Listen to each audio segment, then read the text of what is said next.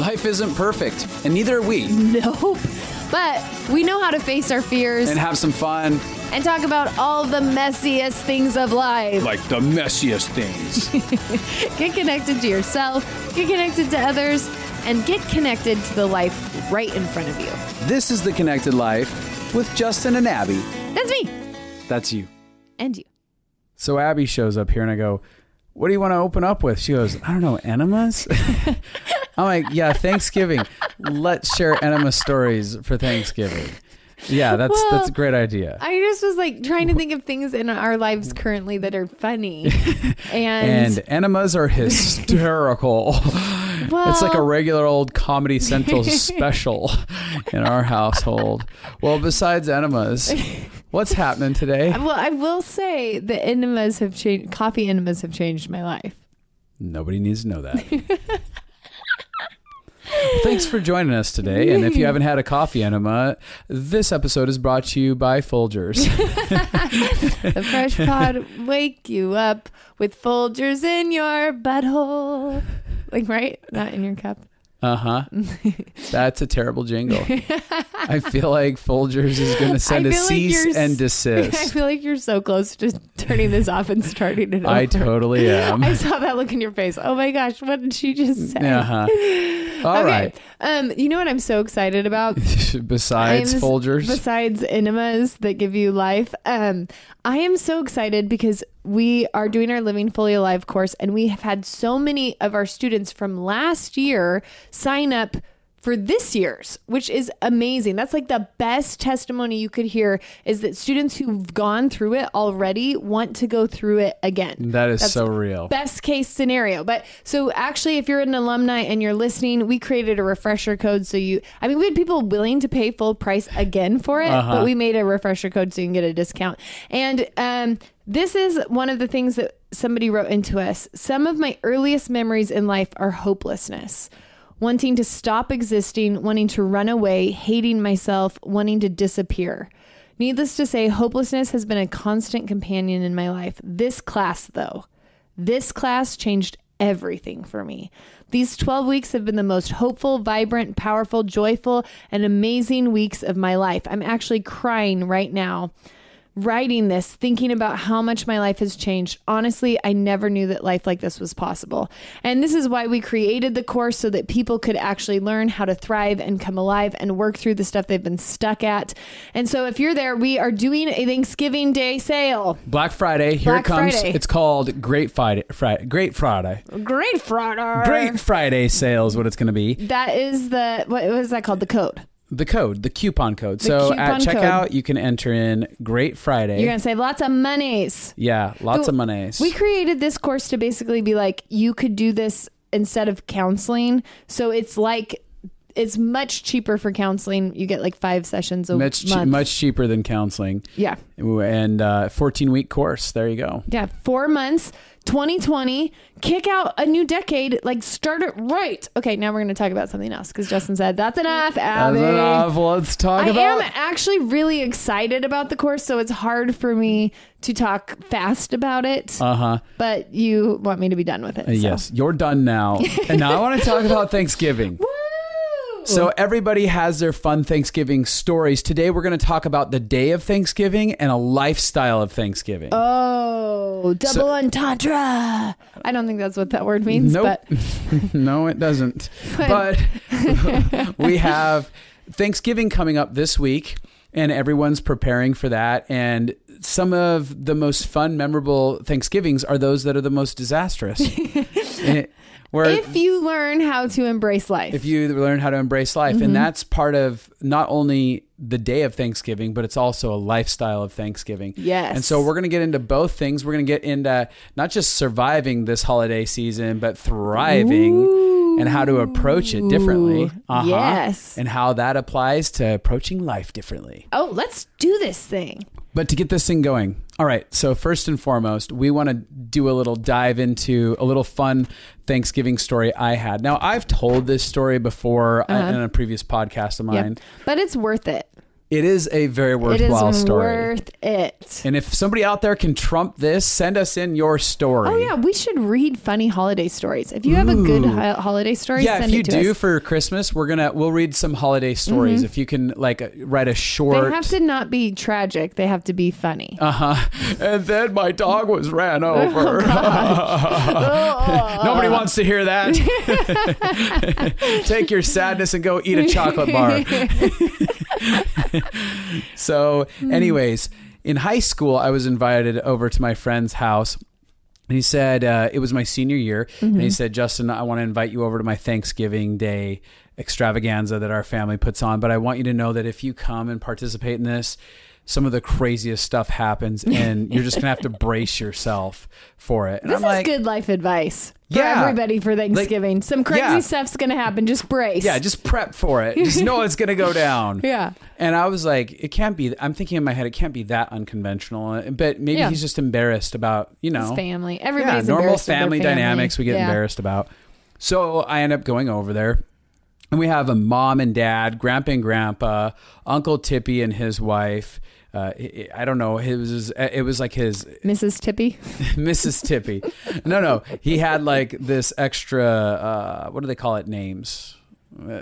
Nickname. I'm so lost in this story that I can't find the word nickname. But his nickname was Tippy. Yeah. Anyways. So, and then there's... So that's not his real name, is what you're saying. No, that's such an important fact. I'm really glad. It's an old man moment. Shut up. This is how this goes. It's critical to what's about to go down. That is an old man fact. Yeah, it is. And then there's him and his younger brother and sister. Okay. So it's not like a huge gathering. There? No, he didn't have one. Oh, okay. So he was a loser, huh? I was his girlfriend. I'm just kidding. I was his girlfriend. Oh. I was his date. That's nice. Yeah, really. So sitting down to Thanksgiving dinner and casually Grandpa starts sparking stories and sharing some different stories. I love when grandpas share stories. You do, especially the rambly ones that have no filter. They've lost their ability to filter anything because they're old enough that they're like, it doesn't matter anymore. You're so excited for that stage just so you can ramble. I'm excited for the age when I can walk outside buck naked and I don't get thrown in jail. They just think it's funny. They think you're senile. Yeah, I get to go out and go grab the mail. Is there an age where they don't throw you in jail for that? I think maybe forever. Once you hit 90, they're like, old man Stumbles going to get his mail again today naked, wearing only his socks. Get him back in his house. I can picture that. You're going to be so cute. So shuffling out in your superhero socks and... So Grandpappy's over balls there. Dangling in the wind. That's a visual no one needed. So Grandpappy's over here, and speaking of that, and he's like... Oh, yeah, I'm getting older nowadays, and I can't wait for the moment that, I'm old enough that I'm in the old folks' home, and I got some beautiful nurse just washing me in the tub. Oh, my gosh. And her big breasts are in my face. And I'm like... Oh, my gosh. What did he just say? And I can see Nathan already. Ooh. As his face is going, this is about to go down, man. This is real. Mm-hmm. And I was like, I've never heard that out of someone's mouth at a Thanksgiving meal or any meal whatsoever. And then Grandpa somehow starts talking about travels and how him and Grandma are learning how to travel more. And he was like, yeah, the difficulties in traveling really come down to the toilet water. And I was like, what? He's like, oh yeah, Grandma here. We got to go to every hotel and test it out. And I was like, test it out? And he's like, yeah, Grams here has to go in and measure the depth of the water from the toilet seat to the top of the water. And I'm like, what? He's like, yeah, my testicles hang so low nowadays that they just plummet into the water. And I can't go to a hotel that has a toilet like that. Listen, that feels crazy, but also if that was a problem that I had, I'd be sad about it. Well, I would just... If your balls dangled in the water, would you hold them? I'd sling them over my shoulder. So we've got... Throw them over your shoulder like a continental soldier. I couldn't remember what... It's not cotton. It's continental. Continental soldier. Yeah. So Grandpa is getting more and more ludicrous with every moment, and it keeps getting further to the point of Now, is anyone uncomfortable or just you and Nathan? I don't know. Okay. I think everyone's accepted that this is Grandpa's that's behavior. just normal. Because then Dad chimes in. And Dad's like, "Oh, I got a story for you guys."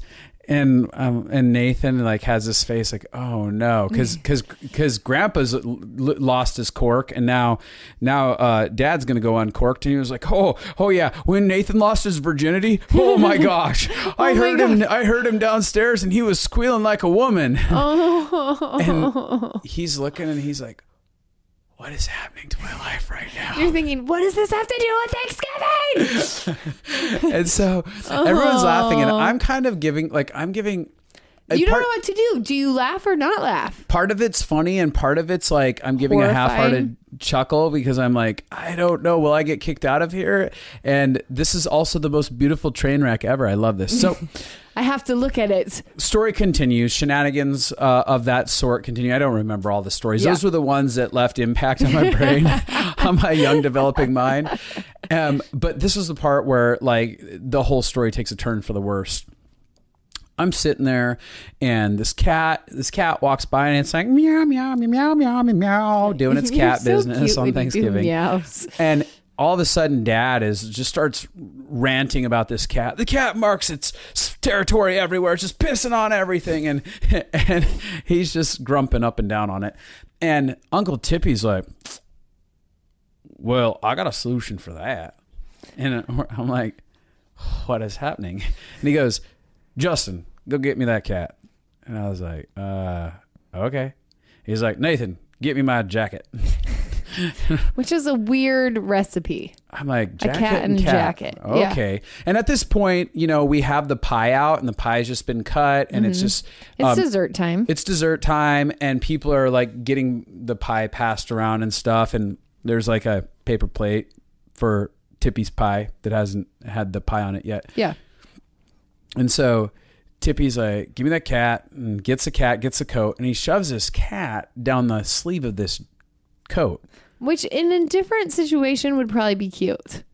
No. Like, oh, look at the little cat. It's wearing that doesn't a coat. make sense. No, down a sleeve? Yeah. No, all you see is a tail and legs kicking. But in the front, you'd see like a cute little head. No, the head out. didn't come out. It was just down the long sleeve. And it's like,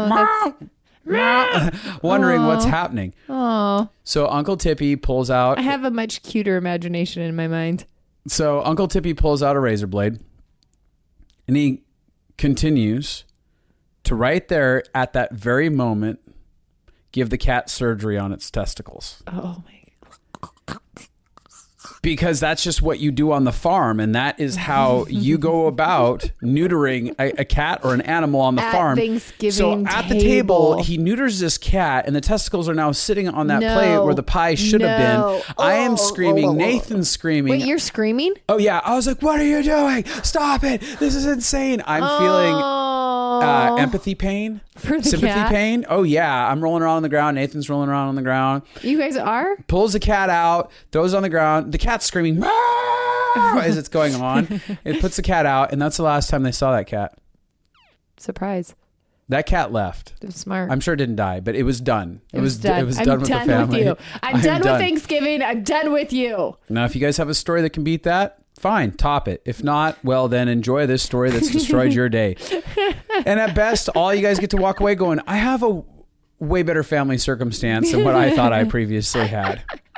Well, a lot of people have train wrecks like this for Thanksgivings and for holidays. Nothing like that. But yes, train wrecks happen. And going into Thanksgiving, everyone is embraced during Thanksgiving and holidays. Braced, I mean. Yeah. Everyone is... It'd be nice if everyone was embraced. Everyone's embracing. Everybody gets hugged everyone's and braced for the embrace that's about to go on. You're still using the word embrace wrong. I said they're bracing for the embrace. Like everyone's going to hug, but you don't want to be part of that hug. You don't want to be part of that embracing situation. You want to get out, and you're braced for it. Well, not everybody. Some people have good families. Don't be a negative Nancy over there. Yeah, negative Nancy. Have some Thanksgiving. So let's talk about that. How do we prepare going into Thanksgiving for Thanksgiving Day? Well, I was thinking about this. Do you like my transition? Let's just keep going now. Well, I was thinking about a couple of the Thanksgivings we've had recently and the different kinds of Thanksgivings. So a couple of years we had one. I have a couple of friends who love Thanksgiving, but also like they're not by their family anymore. And so they want to make it that epic thing that they experienced as a kid. Oh, you mean like they're not around their family. It was a special experience. Now they want to recreate it. When they were growing up, now they want to recreate it. And so I've had several holidays where, because there were such expectations and like, I need this to be like, this is my dream holiday. I want it to be awesome like it was. And then when things go wrong, it feels devastating to people. So I was thinking about, we had a couple Thanksgivings that I actually thought were kind of funny. Yeah. But the people around me did not. And it's not because they don't have good senses of humor. It's because they had an idea of what Thanksgiving should look like and what it should be. And I love to think about This Is Us. And then a big old monkey wrench got thrown into it. Yes. You're talking about This Is Us. Yeah. That's one of my favorite Great shows. Show. And the first season, they show Thanksgiving where everything goes awry, but that's actually the fun of the Thanksgiving. They say it's the first fun Thanksgiving they had, and that starts all of the traditions from there on out. Wild traditions of beautiful shenanigans that were ignited from that moment. Yeah, and it's because they chose to embrace Thanksgiving looking like whatever it became, instead of, no, this is what I need for it to look right. This is what I need. And it's that idea of control. And listen, I grew up in a place where I felt really out of control. So did you. Yeah. And so when you grow up in an environment where things feel out of control, we have different ways of coping with that. And one of the ways is control. Like, I need to feel safe. So I need everything to be perfect. So I need things to, not even perfect, like, because my personality is never a perfectionist. No, but perfect in the way you dream of like, it. I want it to feel a certain way, or I want it to be a certain thing. And to be honest, this is maybe one of the best gifts my parents gave me, is holidays were horrible for us. You're like, wow. This took a dark turn. But so I actually learned to change, like, my idea of a successful holiday isn't that things are great, isn't that things are perfect. I normally come up with one thing that I have control over that will make a holiday feel good to me. One thing you have control over, huh? Yeah. So it might be like, this Thanksgiving, I just want to focus on being grateful. Or this Thanksgiving, I'm just going to laugh at whatever absurdity happens. Or this Thanksgiving, the only thing that I care about is that I'm with these people. So whatever happens, happens. Like, I don't imagine this perfect meal or imagine all of these things. And that's like the beauty of being broken repetitively when holidays were horrible over and over again. Is you adjust all expectations. Yeah. One of the things that going into it, if expectations haven't been adjusted for people. But I do want to say this, because I know I'm cutting you off. I'm so sorry. But the other thing that people can do is, when expectations get broken over and over again, they just are like hopeless and like, I hate holidays. Totally. Like, I hate this. So they either swing to, people either try to control and make it perfect. I want to make the holiday I never had, or I want to make the holiday we always had. Or they go to, screw holidays, they don't matter. They're just filled with pain and broken expectations. You become a Scrooge. Yeah. A big old Scrooge. Yeah. A misery Scrooge. And so I think the goal is to find, and then we talk a lot about this in this podcast, is the balance of, how do I find joy in this holiday for what it is, without being disappointed for what it's not. Right. And that's one of the things that I was going to say before you decided to cut me off and destroy this entire episode. God, I'm so thankful that you let me cut you off. I'm so thankful for you. So thankful for you. You don't have expectations for where this episode is going, so it's fine, right? Yeah, I don't. But what I was going to actually say on that note is, people have had so much pain in the past that they have guards up. Yes. So they're on the other side of, it wasn't awesome, it was terrible, and I'm not just trying to guard or control things, but I'm just trying to guard myself. And some people don't even know it. No. Some people don't even feel it. The guard can be this internal, like, anxiety, like, oh, I just get anxiety because you're expecting the worst to happen, or you're expecting. And I'm saying it's not even conscious sometimes. No, you may not consciously be expecting the worst to happen. Totally. But your anxiety will tell you, like, why do I have anxiety? Oh, I'm worried I have to see cousin so-and-so. And the last time that we hung out, it blew up into a big fight about politics, or they were always jerks to me as a kid, or whatever starts happening. Totally. Maybe it's a friendship group and it's the one person that's invited in the friendship group to it. You're like, I've been warring with them for the last year. I have to go see them at this Thanksgiving, right? If I want to be with my friends.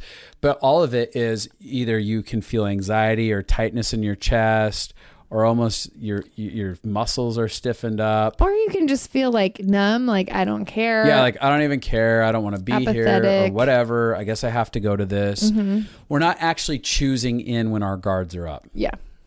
And that's the thing is, if we actually want to experience not only the holiday season, but a lifestyle of Thanksgiving, we have to be willing to actually show up, be active, embrace what's right in front of you, and choose in. Well, and that brings me to another response that we have when we get triggered. So a lot of us, when we go into holidays, we have lots of triggers coming up, lots of past pain that we're not aware of. Again, most of it's subconscious. I always want to say self-conscious, but that's not right. A lot of it's subconscious pain. And so we're not even aware. So when we have a snappy response, or when we have a reactive moment, it's like, you make the mashed potatoes then if you don't like them chunky. You're like, wow. Whoa, what just happened? Yes.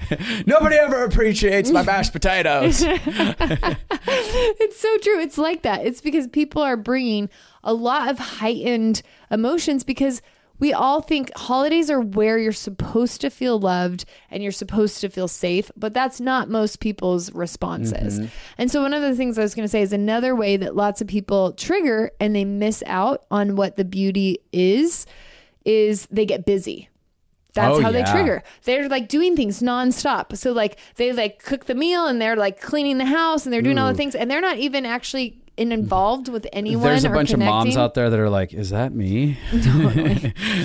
I'm the busybody making everything happen. And then I don't have to feel or be present. Uh-huh. That's another totally way. real. And as a side note, we becoming busybodies around the holidays, a lot of people do that and go, well, if I don't do it, no one will. Oh, really? What if you create invitations? Yeah. And so that's a side challenge. It's just a little bunny trail. But for some of you who have lived a lifestyle of like, I've never been able to actually enjoy a holiday because I was the one making everything happen. What if you were to stop this year and be like, all right, everybody, before you show up at our house, I would love everyone to join in. We are going to cook together. We are going to clean together. Totally. Everyone is going to have a job and we're going to crush this. Yeah, absolutely. We did that last year for Thanksgiving. We actually gave out recipes to everybody. That is bonus material right there for y'all. Best Thanksgiving we've ever had. Best idea ever. Yeah, because every recipe was phenomenal. And we chose them so it would go with the meal. Yeah, so the whole meal went together. This is what you'll be making. This is how you make it. Oh, it was glorious. And no one showed up with a bag of potato chips being like, this is my side. Yeah, totally. That is not mashed potatoes. That does not count at Thanksgiving. Try it again. It's so true. Right. Okay, so ways to enjoy the holidays. This isn't just Thanksgiving. This is also Christmas.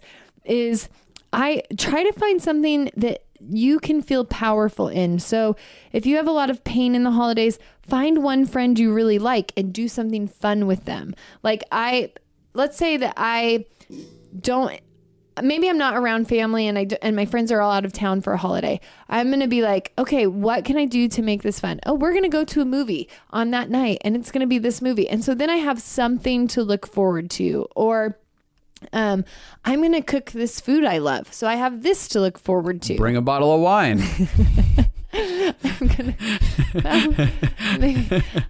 Or like we're gonna play game. Like you can come up with a little thing to have expectations on, and it doesn't have to be like we're gonna have the most outrageous games. We're just like we're gonna play games, so I know that there's something fun coming. And that's what you said, bringing games or something. Like if you have been living in terror about holidays, what is a holiday you want to create? Yes. What does it mean to be powerful? Like yes. It's from an emotional place, and then externally, you can actually externally create stuff. Well, you don't understand my family. They hate all games. They hate all things. Then your game in your head is going to be you laughing every time someone makes a negative comment about some political figure. Totally. Because all they get together and do is clash about politics at Thanksgiving.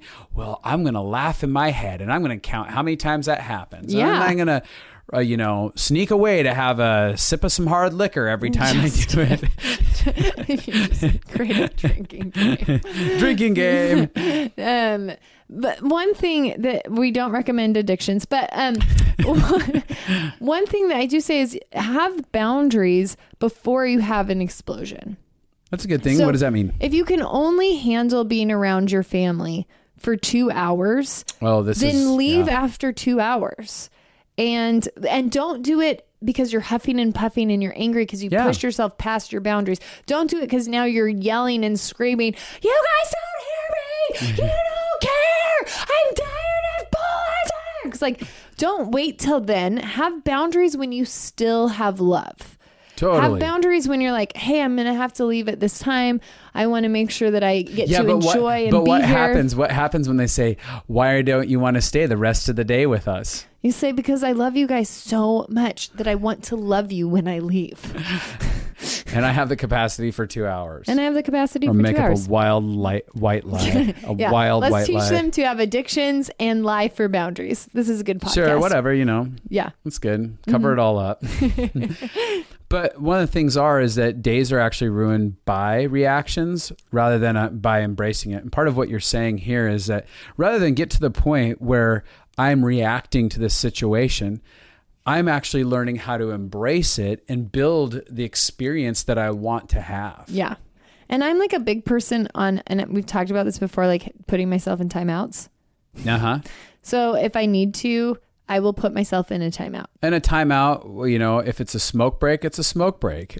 Justin, why are all of your examples horrible Because some today? people out there need their smoke breaks. But realistically, you could go on a walk. Yeah, or you could go to the bathroom for 5 minutes. You could go call somebody in the backyard. You could go hide in your car for 5 minutes. There's some healthy options out there. But you can step away and you can be like, oh, yeah, I got to connect with my friend who's having Thanksgiving over somewhere else. And I'm going to actually go make a phone call to them. I'll come back because I've been here for 2 hours and I'm going to take 30 minutes out to breathe. Yeah. And remember that life is good. Yeah. And I need to figure, before I react, I want to take care of me. So I'm going to pull away and figure out what's going on inside of me and what I need to do to be able to be present. Totally. Because the sad thing is, because we all have so many expectations and so many painful moments around holidays and so many painful moments around families and so many crazy dynamics with our family, we often forget the whole point of both Thanksgiving and Christmas is gratitude. Yeah. Like, why am I here? What's enjoyable about these people? And I think that foundationally, now there's another side of this coin, and Abby touched on it a little bit earlier, which is, what if I actually really had good holidays? Yeah. And we'll go maybe even a little bit deeper into that. But over here, if you didn't have them. If you had good holidays, you should invite people to your holidays as an older person. Share that experience so that everybody can have one. Yeah, that's real. But so you might not have any pain around the holidays, and that's okay. But for those of you that do right now in this moment, you get to go, how am I going to redefine holidays moving forward? Yeah. So something you can have control over is, my goal is just to find ways to enjoy this holiday. So if you have a goal that you have power over, then if your mom starts throwing cheese at your brother's face. Because there's ample amounts of cheese during Thanksgiving holidays. I don't know where cheese comes. And it has to be thrown. I was thinking about cheese balls. That's what I was thinking about, throwing a cheese ball. But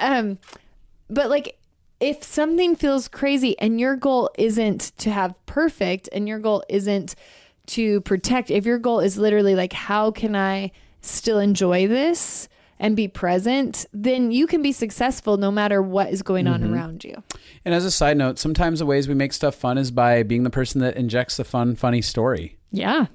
Become grandpa from my story. Be absurd, be playful, let loose, and just be like, I don't know. Talk about your balls in the saggy water. Uh-huh. Saggy balls in the water. I don't know. Okay, so we've talked about Thanksgiving, but we really want to talk about it as a lifestyle. We're introing into the whole point of learning how to navigate the holidays is so that you can actually engage with the heart of them, because it's really beautiful and empowering and meant to be something that kind of resets us every year. It is real. But before we go there, I want to say, those of you that have had great holidays and expect a great holiday, going back to if the day doesn't go as planned and it goes different and you've always had great things, there's a part of you that gets to go, what is the beauty in the stuff going differently? Yeah. The kids are having a complete meltdown. Okay, that's cool.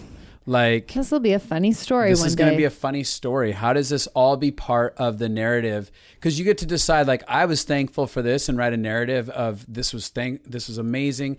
I love these people. I love the quirkiness of who they are. They're different personalities. I love that we can all come together and survive one day together. Totally. And enjoy each other and embrace one another. So you can begin to become thankful for all of who they are, what they've brought to your life, and what your life is on the day of Thanksgiving. Absolutely. Yeah. I think we're really talking about embracing life. We talk about this all the time, the messiness of life. Totally. Like finding, like my friend talked about this in church. She's like, sometimes some crazy things happen in church. So I just pretend that I have a bucket of popcorn and I just sit back and I look at it like it's a TV show and I just enjoy the ride. And I feel like family holidays are like that. Like just sit back and enjoy the ride. So enjoying the ride of life and Thanksgiving becoming that lifestyle and being beyond this day, I want to talk about how does it actually affect you and others to live a lifestyle that's embracing and loving life and being thankful for people. Yeah. Well, I would say thankfulness is in every single self-help book. Totally. There's not Attitude one of Gratitude book that talks about how to make your life what you want it without gratitude. You can't do it. No. And I would go even further and say you can't love well if you don't have thankfulness. Totally. Thankfulness is the bedrock. Why did I say bedrock? Bedrock. Bedrock. The bedrock. The bedrock of love. Yeah. Now, in abundance. Yeah, in abundance. Thankfulness changes you from being like, I don't have anything. A victim. Thankfulness takes you out of being a victim. It makes you become powerful. I think one of the things that we've talked about before is the thankful game that we actually play inside of our marriage. Yeah. And it's what's pulled us out of massive spirals. Yes. Like we're at each other's throats and we're just like, I hate you for this and for that. What is wrong with you? Why would you do this to me?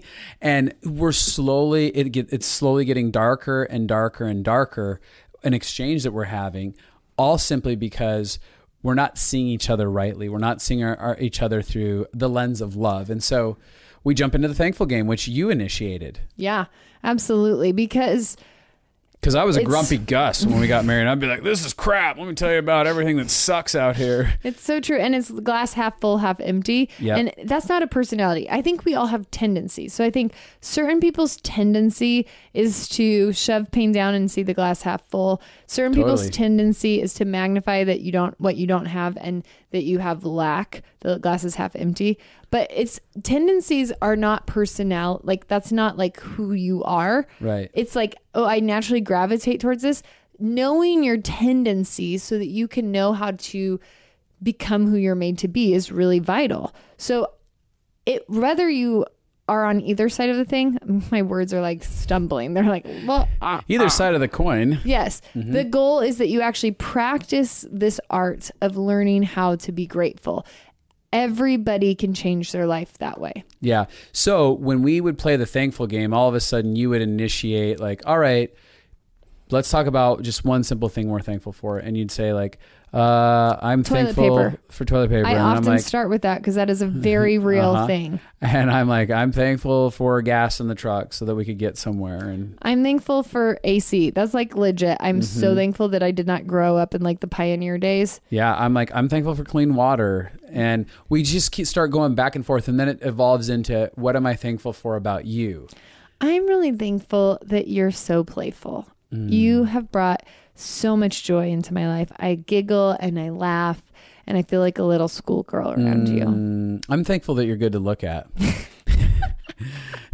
Thanks. But as we do that, what starts happening is all of a sudden everything doesn't feel so heavy and so terrible. And all of a sudden we're at a point of connection. It turns your relational circuits back on so you can actually connect. And whether that's us connecting to each other by being thankful for each other, or we're actually connecting to the life that's very present right in front of us. Yeah. And we're at one with it rather than at war with it. Well, I was thinking about this year because Thanksgiving is a time that I wish I was reading about feasts and thinking about like, I told all my friends this, I want to have a week every year where we get together for 3 days and we feast and we talk about all the good things that happened that year. Totally. And they're like Thanksgiving. That's what they said. They're no, but like a real Thanksgiving where people actually reflect. Focus on what we're thankful for. Eat. But I was thinking about this year for me because it's really easy to either whatever is recent or whatever feels like the most loud feelings to define an entire season. Totally. So I've been so sick this last 9 months. Yeah. And so it would be so easy if I was not thankful to be constantly like, this is what my year was. My year was sickness. My year was limitations. My year was not being able to walk. My year was not being able to eat. My year was not being like, I could go sitting on a couch. Yeah. A lot of my year was that. Or I could be like, wow, we had vacations where even though I couldn't walk or eat, I found something fun to do almost every day on the vacations. Totally. I'm constantly faced with the choice of, do I look at all the things I can't do or all the things I can do?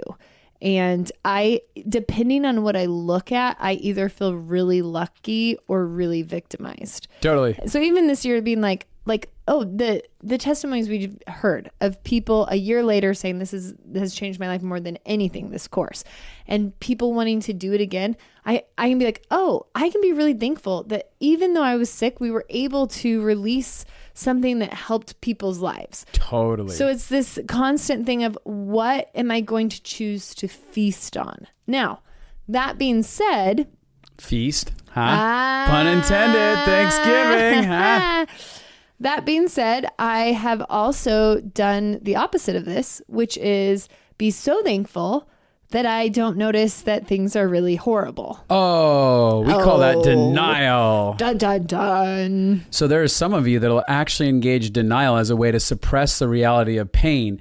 And there's got to be this lifestyle of balance. So when we're talking about living a lifestyle of Thanksgiving, part of it is a lifestyle of balance. Yeah. So I can actually be thankful in the midst of pain and acknowledge pain and problems all at the same time and go, all right, what do I need to do about this thing over here? I'm not just going to ignore it. It exists. And I'm also going to be able to be happy. So like when you and I are playing the thankful game, it's not because we decided there was no problem. Right. We use the thankful game to actually readjust how we're approaching each other in managing connection and walking through difficult hurdles. And what is really hard for me is that people use thankfulness to invalidate feelings. Totally. This is literally, well, people in Africa don't have AC. People in Africa don't have running water. And so what they're actually... Africa's got it worse than everybody. That's according to my Grandma Vicky, always.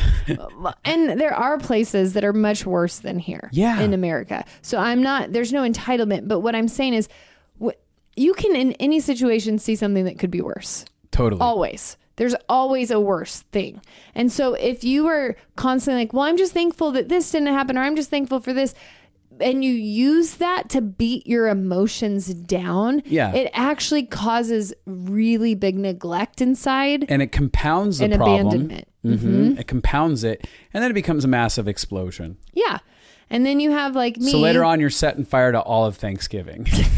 Like, I hate everybody here. Well, and it doesn't even have to look like that. Like for me, I did a lot of denial in my life. And so now we're 11 years into marriage and I'm still having to apologize for things I never saw that I was doing before. Yeah. Because of the denial. Did you want to talk about that publicly?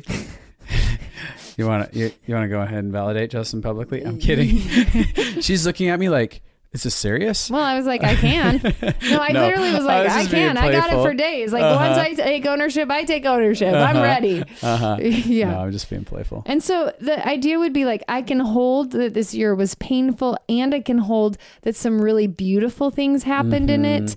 And the goal would be that we could feast, that we could actually take Thanksgiving and Christmas to remember the beauty that happened. And if you're bad at remembering the pain, to actually also validate the pain. And that's part of how I try and live every day and every week and every month. Somewhere inside of me as I'm going, what's the reality of some of the difficult things that I'm overcoming and being able to validate that. And then I'm living in this sense of celebration. Yeah, but look at this. And this stuff's awesome as well too over here. And each of them are collectively moving me towards this idea of living fully alive. 2020. Dun, dun, dun. Well, I was actually thinking about the last week. Almost every day you have come in and you've been like, Abby, I'm so thankful for our lives. I'm so thankful that I get to be with you. I'm so thankful that we're going on this journey together. And things it's not, oh, everything's magical. I'm thankful. And it is contagious. It really is. When you come and you share about it, I'm like, yeah, we do have good lives. Yeah, this is going well. And things where there are days when I was discouraged by certain things, but you're excited about life and your thankfulness actually creates momentum to step into. And this lifestyle of Thanksgiving doesn't just affect, it affects everything. It affects Every marriage, area. kids, work, friends, all of that. Yeah, let's talk about marriage. Yeah. Do you want to talk about it? Well, I know or that me? you had talked about the idea of our friends Some Dave friends. and Dawn. Yeah. Yeah. So we have some friends that are married and they're like complete opposites in personalities. They really are. Completely As a side note, opposite. they're two of my favorite people. Totally. They're so fun. Yes, but completely opposite and very different backgrounds. Yeah. And came into marriage with lots of stuff just like us. And I always talk to her and she says that when I talk to her, one of the things she says consistently is the key to, they've been married now for at least 2 decades, maybe 3. And whenever I ask her like the secret or what has enabled life, she's like, honestly, it's Dave's gratitude. Mm-hmm. He is so thankful. Like there's a lot of ways where they clashed and things didn't work out. Like there's lots of messes that they had to work through, but she's like, he's so thankful. He's so thankful that I make him food, or he's so thankful to look at me, or he's so thankful. Like he genuinely likes to talk about what is good about us and our lives. And she's like, that covers a multitude of issues. Now we're not talking about, hey, if you say something you're thankful for, you're allowed to be a douche. Like that's, it's not like a get out of jail free card. You can't use thankfulness as manipulation. Totally. But it does create a bank account in relationships. So the more I tell you how thankful I am for you, Justin, then when I confront you, it doesn't feel like I'm bankrupting you. Yeah, it doesn't feel like you're bankrupting me because I actually believe that you care about me. Yeah. Like, oh, there's so much history of that she cares about me that this isn't her telling me I don't like you. Yeah.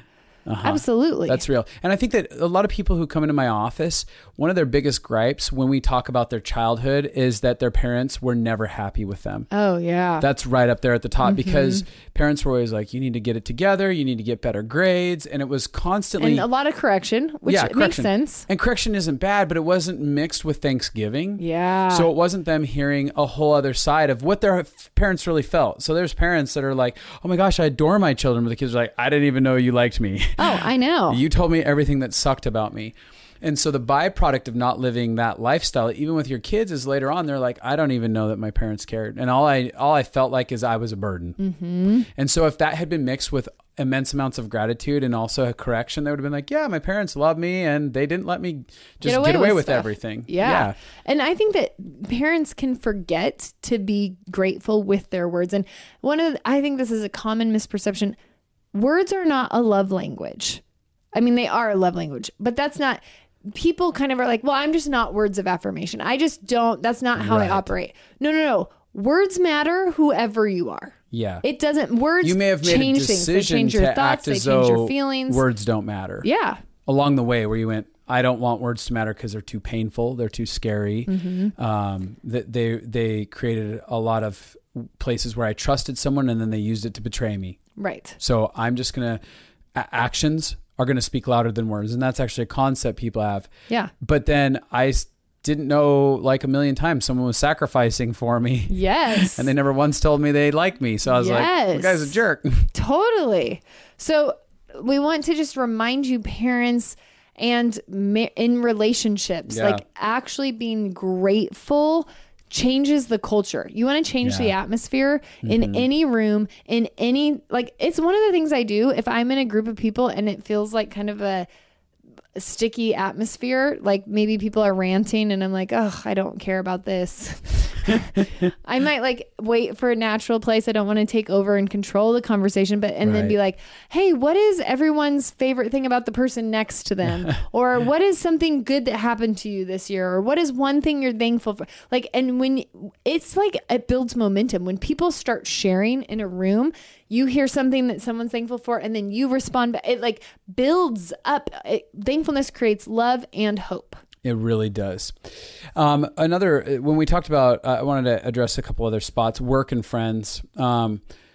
As far as work goes, I've watched where you have employers that all they point out is what's not going well. And so you create an environment of fear rather than an environment of connection. Mm-hmm. And you don't cause people to really, like, they'll want to work harder so they don't get punished maybe, but there's grumbling inside, they're mumbling behind your back, and it's a recipe for disaster on that. But when you actually can be thankful for people showing up, I know people who are like, I didn't need a raise. I didn't need a bonus. I could have worked for pennies for years if that person just like saw me and acknowledged what I'm actually bringing to this situation. Yes. And so when you have companies and places where people are communicating value to their employees are like become dedicated and faithful. Yeah. On the other side, when I have somebody who's in an intern position or they're in an employee position or something, and they're telling me that they're thankful for who I am and what I do have the capacity to be as someone who's over them, all of a sudden I'm like, I want to give them more opportunities. Yes. I want to do things for them. I want to make sure that they get abundantly more blessed. They actually like being here. I was literally in a store the other day, and I was listening to two guys just grumble about their employer. Yeah. They were working there and I was off in the background, and they were just grumbling about him. And I was like, this is a terrible atmosphere. Mm-hmm. I don't want to shop here. I don't want to be part of this. Mm-hmm. And ultimately, if I was their boss, I wouldn't want to give them more opportunities. Right. If I found out that's how they were behaving. Well, I know this is something I work with all my clients on, because one of the easiest ways to beat rejection in your life and to engage favor is to be thankful. Yep. People like thankful people. People want to give to thankful people. When people feel like you're acknowledging the gift that they already are, they want to give you more of that. Like, people innately like making people happy. Totally. So if they feel like they're not losing the battle already, they like to engage. And so I often think about, so I make all of my clients, like, I have this one client who started, I was like, I want you to pick one person where you work once a week, write them a letter of things you're thankful for them, or things that you value about them. And she started doing that, and she felt like kind of like on the outside a couple years ago and like awkward and didn't know. And now everybody loves her. And you don't love to get love back. Right. It's not a manipulation tactic to perform, but it's actually engaging a part of your heart and a lifestyle that just byproduct is what it creates. But what it did is it didn't just change them, it changed her. Yeah. So it softened her towards them. Mm-hmm. It turned her relational circuits on towards them instead of being braced. And then also they felt connection to her. And so they built connection and camaraderie where there wasn't before. And so thankfulness really does create such a gift in every relationship. It really does.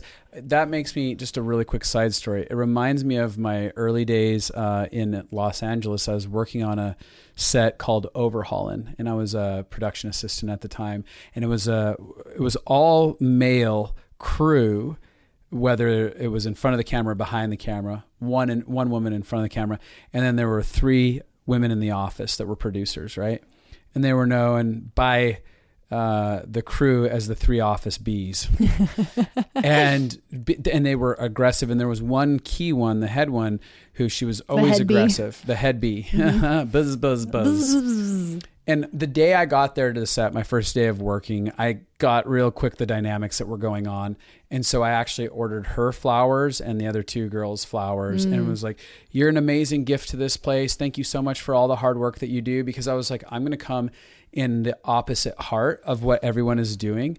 And that day they were elated. They were elated for the next week. Who did that? I feel so amazing. Their walls started coming down. And then I progressively, when I'd walk in, I'd say to the head bee, I'd be like, I love you. You're one of my favorite people. And this is why, right? Mm-hmm. gratitude. Yeah. And she would be so soft and she'd be like, Justin, you're my favorite. And like, people were like, I don't get it. How is this happening? And literally when I would leave the set for the week and I'd have a week off where everyone else is working, I'd come back and they'd be like, quit leaving the set. Right. We need you here. Because she's nicer when you're here. She's entirely different when you're here than when you're not. We need you around. We need whatever you bring to the table.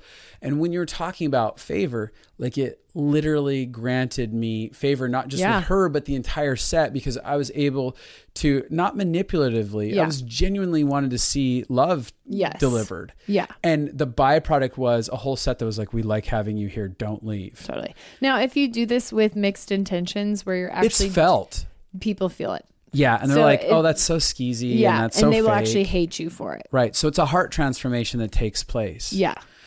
But to kind of wrap this up, the key like things that come out of this is a lifestyle of more joy, more connection, more faithfulness from the people around you and faithful to what you're doing in front of you, and more opportunities. Life becomes so good. And this is where discipline creates joy. If you will discipline yourself to be thankful, you will find that it reaps so much joy. So one thing I thought I would just be thankful for really quick is I'm really thankful for all the people who listen to The Connected Life. I actually am too. I'm really thankful that people want to hear us ramble. I'm thankful for the places that they support us, they share us. Yeah. And stuff like that. Like they post about us, they write in and tell us their testimonies. I feel so loved by that. Yeah. And it's actually something that I'm like, oh, that's been a beautiful gift getting to be part of The Connected Life. I just had someone sit in the office the other day and be like, I've been listening to you guys since the entirety of what you've been doing. And before that, when you had your other podcast, and she was just sharing like the journey of her life that she's gone on through it. And I was like, I literally said, thank you for letting me be part of your journey, because I actually have been given a gift to be part of that. So, yeah. Yeah. And I feel really thankful. It feels like a lot of support. And when we go places there, I feel a lot of gratitude from people. People will come up to me and be like, I'm sorry to bother you. I just want to tell you how you've touched my life. And I'm like, I want to cry every time. Totally. Almost like I have this internal thing that's like, I'm like, you're not a bother. No. This is amazing. I do that podcast for free. Yeah. So this is really the payment, is when people share with me the beauty that's coming out of it. Yes. It's so true. So we're just really, really thankful for you. And thank you for sharing with your friends and for having conversations and for running after. It feels kind of fun. Like we have people running after life with us, like running into wholeness and coming alive with us. Yeah. And thank you for putting up with my wild stories. Yeah. And thank you for listening to this one last promotional plug that I'm going to do. Living Fully Alive is coming up. And if you sign up this week and you use the code Great Friday, you get money off of it. It is 14 weeks that will transform your life. There is homework. There's activations. There are things that there's so much information you're going to get. Your mind will be full and your heart will be full, and you're going to be able to transform how you live your life. And if you want to join us, we would love to have you come do that with us. We created quite a community last year, and it was really beautiful how there's friendships that got connected. Anyway, blah, blah, blah. I know you're done with me. Okay. Promo code Great Friday on Black Friday weekend. Woo! Have a great Thanksgiving. Write into us your favorite Thanksgiving stories if they're good. Yep. Rate, review, subscribe, and share. Peace out. They should send their stories to stumblconsulting.com. Send your stories to LFA at stumblconsulting.com. That's the email address. Goodbye now. Goodbye.